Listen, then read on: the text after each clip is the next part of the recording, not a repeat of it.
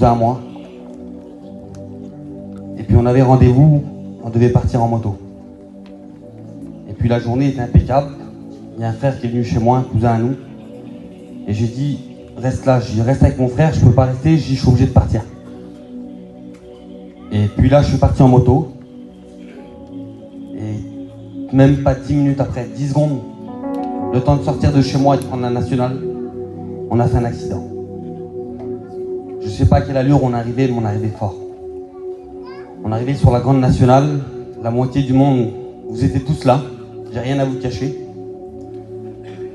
Et puis quand on a fait l'accident, c'était tellement violent que quand je suis tombé, je suis sorti de mon corps.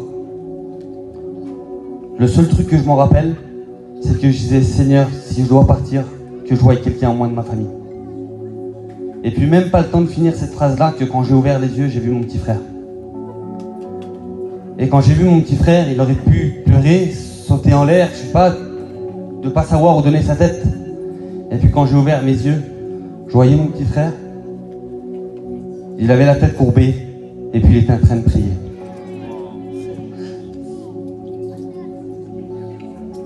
Et puis là, je voyais comment mon frère s'éloignait de moi. Et puis là, je suis parti dans un coma.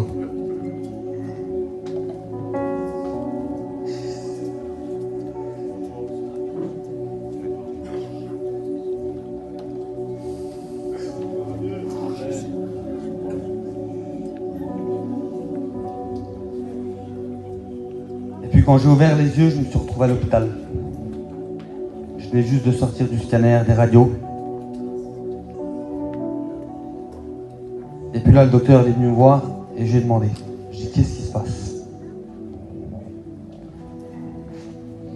Il m'a dit, qu'est-ce qui se passe? Il me dit, voilà, vous avez eu un accident de moto très violent. Dans les radios, le scanner, on a vu que votre colonne vertébrale était cassée en deux. Demain matin, à première heure, vous allez passer au bloc opératoire et on va vous opérer, monsieur. Et j'ai demandé, monsieur, est-ce qu'il y a un risque? Et puis il m'a répondu simplement, monsieur, on n'est pas encore là. Et puis là, quand le docteur est parti, je me suis dit, Seigneur, qu'est-ce qui se passe? J'essaie de bouger ma tête de gauche, de droite, j'arrive pas. J'essaie de lever mes mains, mes pieds. Il n'y a rien. Et puis je commence à dire une parole à Dieu. Je dis, Seigneur, j'ai 31 ans. Toute ma vie, elle est devant moi. Si je dois rester handicapé, prends-moi. Je voyais déjà toute ma misère devant moi. Je dis, Seigneur, prends-moi. Et puis j'ai fermé les yeux et puis j'ai dormi.